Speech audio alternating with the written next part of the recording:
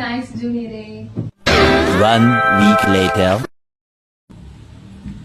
என்ன சீனியர் பண்றீங்க? ஜூனியரே, நீ கொடுத்த மாம்பழத்துல ஃபுல்லா எக்கச்சக்கமான புழுவா இருக்கு. அதான் உட்காந்து இயரிங் பண்ணிட்டு இருக்கேன் அசைன்மெண்ட்டுக்கு. என்னது, நான் கொடுத்த மாம்பழத்துல புழுவா? நீயே பாரு எப்படி அழுகி போய் புழுவா இருக்குன்னு.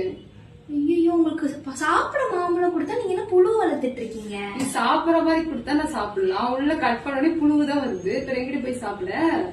அச்சோ, அப்ப என் தோட்டம் ஃபுல்லா புழுவா இருக்குமா? ஆமா, நீ எந்த கண்ட்ரோல் பண்ணாம வச்சிருந்தா புழு வரதா செய்யும். சரி, இதுக்கு என்ன பண்ண முடியும்? அதாவது ஜூனியரே, கிளாஸ் நடத்த ஆரம்பிக்கலாமா?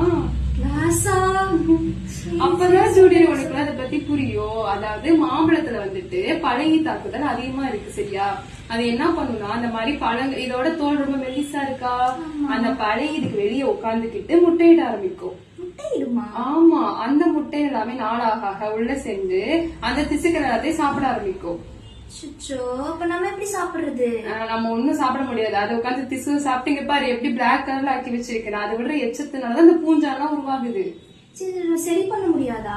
ஏன் சரி பண்ண முடியாது? அதுக்குதானே நானும் அக்ரி படிச்சிருக்கேன். அதுக்கு ஒரு ட்ரீட்மெண்ட் எல்லாம் சொல்லாம இருக்க போறேன். சரி சரி சொல்லுங்க டாக்டரே.